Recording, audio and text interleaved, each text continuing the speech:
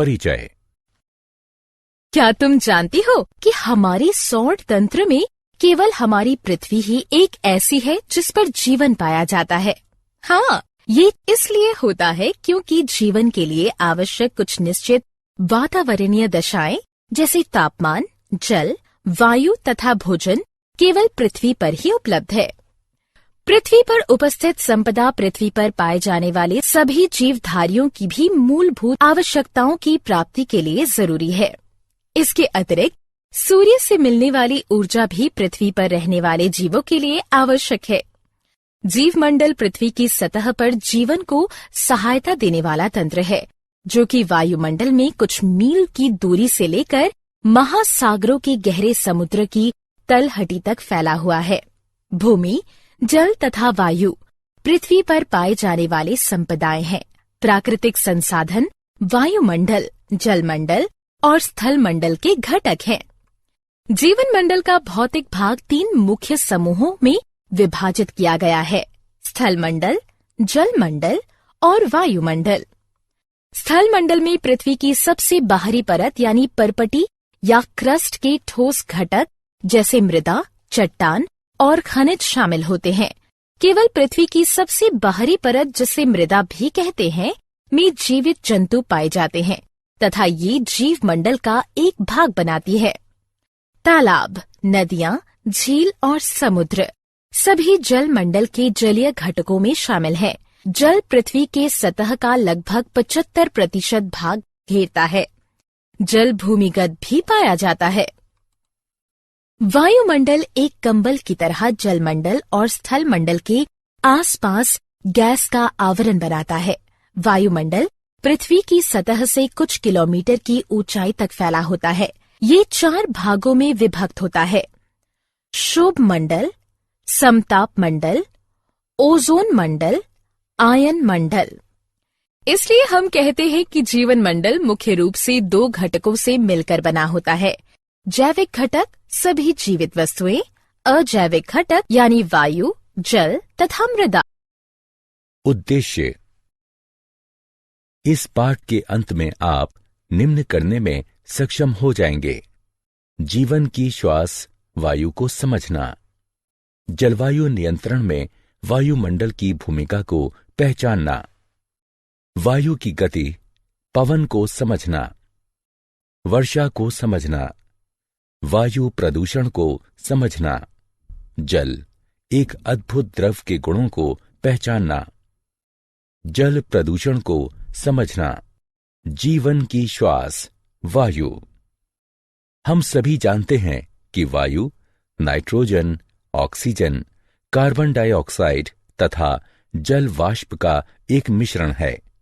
इस मिश्रण के कारण ही पृथ्वी पर जीवन संभव है।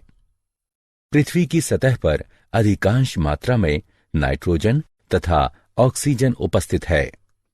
नाइट्रोजन 78%, ऑक्सीजन 21%, कार्बन डाइऑक्साइड तथा अन्य गैसें 0.03%, निष्क्रिय गैसें ऑर्गन 0.93%। हम ये पहले से ही जानते हैं कि जीवधारी यूकेरियोटिक या प्रोकैरियोटिक कोशिकाओं से मिलकर बने होते हैं। इसलिए कोशिकाओं को ग्लूकोज अणुओं के विखंडन तथा अपने क्रियाकलापों के लिए ऊर्जा प्राप्त करने के लिए ऑक्सीजन की आवश्यकता होती है। इसके परिणाम स्वरूप कार्बन डाइऑक्साइड का निर्माण होता है। एक अन्य प्रक्रिया जिसके परिणाम स्वरूप ऑक्सीजन की खपत तथा कार्बन डाइऑक्साइड का निर्माण होता है, दहन की प्रक्रिया कहलाती है, जो कि या तो मानव क्रियाकलापों अथवा जंगलों में लगी आग का परिणाम होती है। हालांकि विभिन्न क्रियाकलापों द्वारा कार्बन डाइऑक्साइड का एक बड़ी मात्रा में निर्माण होता है, किंतु फिर भी वायुमंडल में कार्बन डाइऑक्साइड का प्रतिशत कुल प्रतिशत का एक छोटा सा भाग ही है। कार्बन का यह प्रतिशत सीमित इसलिए है क्योंकि कार्बन डाइऑक्साइड 2 विधियों से स्थिर होती है। पहला, हरे पौधे इसे ग्रहण करके सूर्य के प्रकाश तथा क्लोरोफिल की उपस्थिति में ग्लूकोज में बदल देते हैं। दूसरा, बहुत से समुद्री जंतु समुद्री जल में घुले कार्बोनेट से अपने कवच बनाते हैं। जलवायु नियंत्रण में वायुमंडल की भूमिका। जैसे कि हम पहले भी चर्चा कर चुके हैं कि वायुमंडल पृथ्वी को एक कंबल की भांति ढकता है। हम यह भी जानते हैं कि वायु ऊष्मा का एक कुचालक है। वायुमंडल दिन में तापमान को अचानक बढ़ने से रोकता है। वायुमंडल पृथ्वी के औसत तापमान का दिन के समय और यहां तक कि पूरे वर्ष भर लगभग नियत बनाए रखता है और रात के समय ऊष्मा को बाहरी अंतरिक्ष में जाने की दर को कम करता है। पृथ्वी तथा चंद्रमा सूर्य से लगभग समान दूरी पर हैं, किंतु चंद्रमा की सतह जहां वायुमंडल नहीं है, उस पर तापमान -190 डिग्री सेल्सियस से 110 डिग्री सेल्सियस के मध्य रहता है। वायु की गति। पवन। तुम में से कितने लोग समुद्र तट यानी समुद्र के किनारे पर घूमने गए हो? तुम सभी ने शाम को बहने वाली ठंडी समीर को महसूस किया होगा तथा गर्म दिन के बाद इन समीरों से मिलने वाली राहत को भी महसूस किया होगा। इसी प्रकार गर्म मौसम के बाद जब वर्षा होती है तो हमें बहुत राहत मिलती है। वायु की गति वायु के गर्म होने के कारण होती है तथा जब इस वायु में जल वाष्प उपस्थित होती है तो यह ठंडी समीर बन जाती है।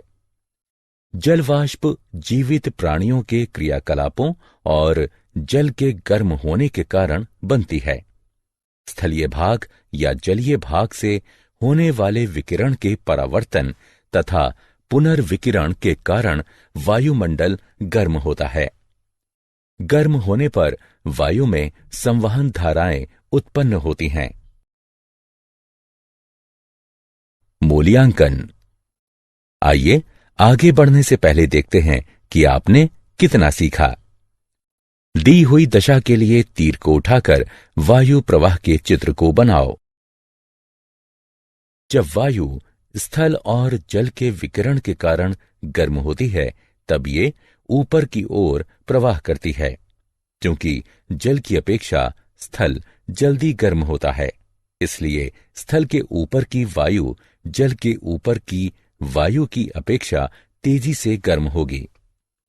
इसलिए अगर हम तटीय क्षेत्रों को दिन में देखते हैं तो पाते हैं कि स्थल के ऊपर की वायु तेजी से गर्म होकर ऊपर उठना शुरू करती है।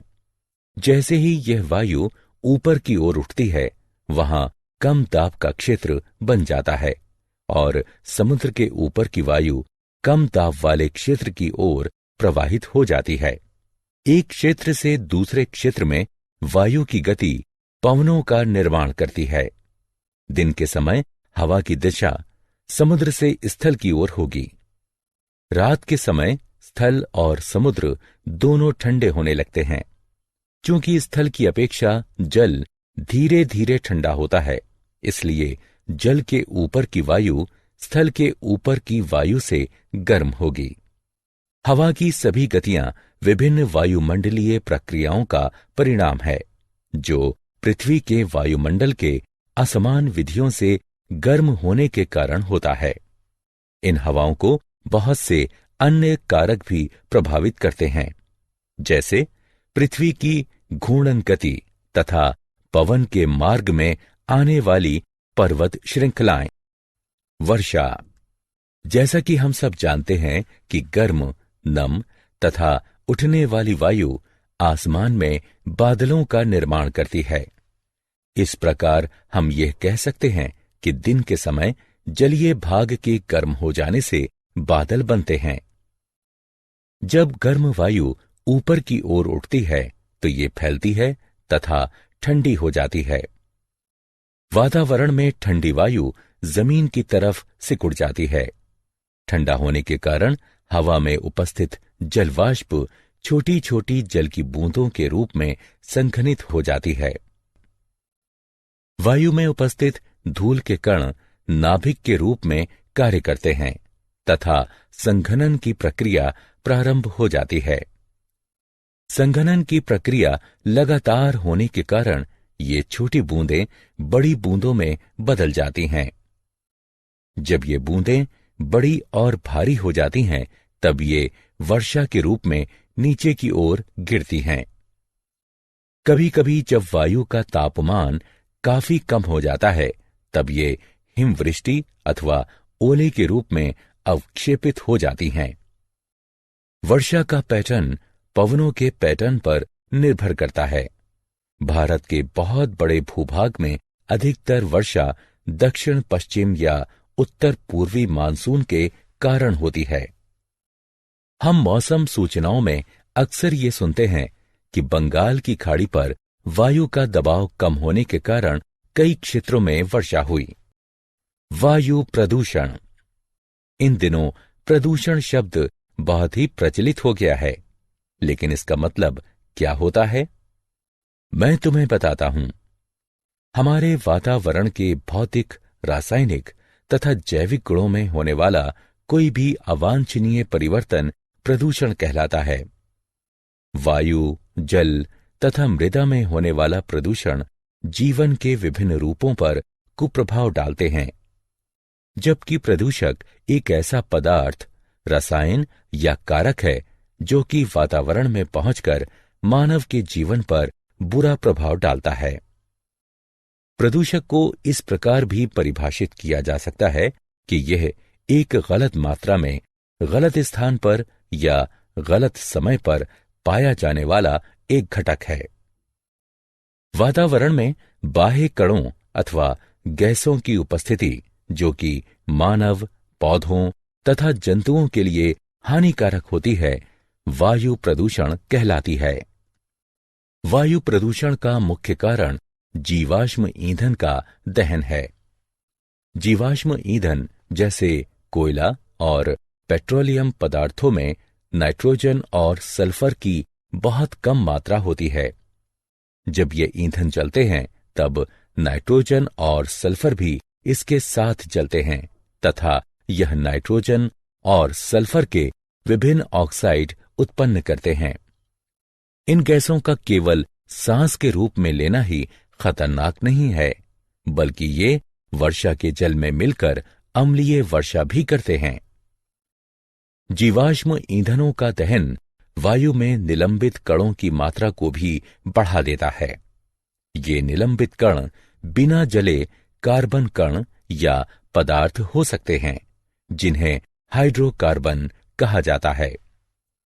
इन सभी प्रदूषकों की अधिक मात्रा में उपस्थिति दृश्यता को कम करती है, विशेषकर सर्दी के मौसम में जब जल भी वायु के साथ संघनित होता है।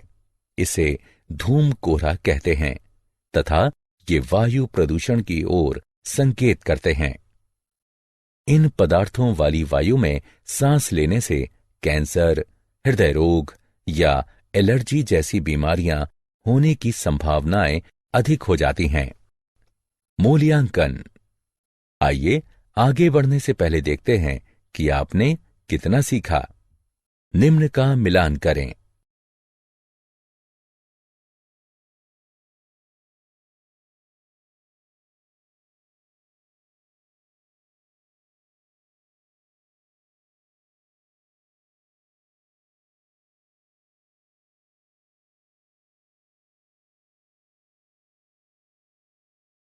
जल एक अद्भुत द्रव।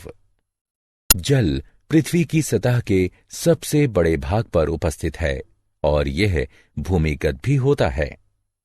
जल की कुछ मात्रा जल वाष्प के रूप में वायुमंडल में भी पाई जाती है। पृथ्वी की सतह पर पाए जाने वाले जल का कुल 97% सागरों तथा महासागरों में पाया जाता है तथा यह जल क्षारीय होता है। पृथ्वी पर 1% ही स्वच्छ जल पाया जाता है। 2% शुद्ध जल बर्फ के रूप में दोनों ध्रुवों पर तथा बर्फ से ढके पहाड़ों पर पाया जाता है।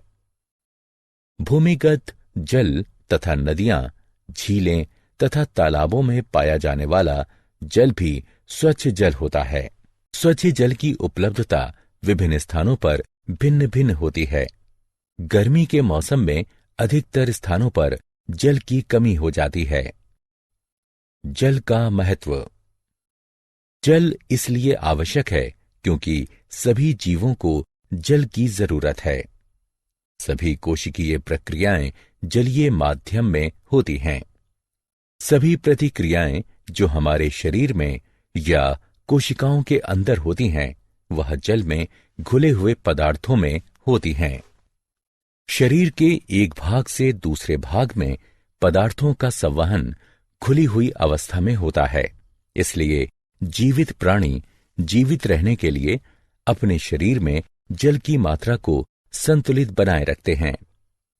स्थलीय जीवों को जीवित रहने के लिए शुद्ध जल की आवश्यकता होती है, क्योंकि खारे जल में नमक की अधिक मात्रा होने के कारण जीवों का शरीर उसे सहन नहीं कर पाता है। इसलिए प्राणियों और पौधों को पृथ्वी पर जीवित रहने के लिए आसानी से जल उपलब्धि के स्रोत आवश्यक हैं। जल प्रदूषण। क्या तुम्हें पता है कि जल प्रदूषण जल में कुछ ऐसे पदार्थों के मिलने के कारण होता है जो कि जल की गुणवत्ता को कम करते हैं, जिससे यह स्वास्थ्य पर भी कुप्रभाव डालता है। जल उन कीटनाशकों और उर्वरकों को भी घोल लेता है जिनका उपयोग हम खेतों में करते हैं। अतः इन पदार्थों का कुछ प्रतिशत भाग जल में चला जाता है। हमारे शहर या नगर के नाले का जल और उद्योगों का कचरा भी नदियों तथा झीलों में संग्रहित हो जाता है। कुछ उद्योगों की बहुत सारी क्रियाओं में शीतलता बनाए रखने के लिए जल का प्रयोग किया जाता है तथा इस प्रकार निष्पादित गर्म जल को जलाशय में वापस लौटा दिया जाता है। जब बांध से जल को छोड़ा जाता है, तब नदियों के जल के तापमान पर भी प्रभाव पड़ता है।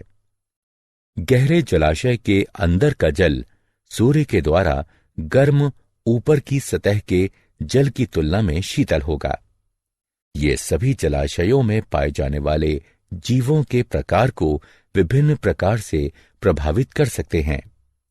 ये कुछ जीवों की वृद्धि को प्रोत्साहित करते हैं, तो कुछ को हानि पहुंचा सकते हैं।